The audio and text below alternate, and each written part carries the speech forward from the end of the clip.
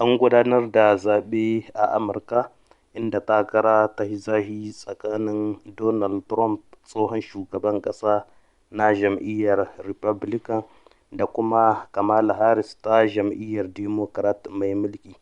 Hakika akwai darussan da nahiyar Afirka za ta koya daga zaben Amurka. Talakawa suna bibiyar aikin gwamnati.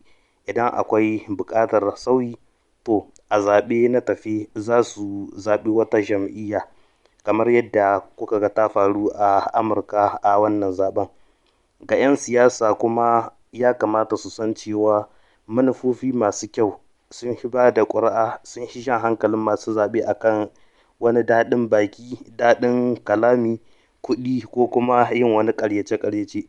Har yanzu ina akan 'yan siyasar mu na Afirka, ya kamata su san cewa idan har an gina jam'iyya akan aƙida mai kyau, to koma wane ne aka tsaida takara, matuƙar 'yan ƙasa masu zaɓe sun yarda da cewa jam'iyyar tana da aƙidu masu kyau, koma wane ne aka tsaida takara, to jam'iyyar ku za ta iya cin zaɓe.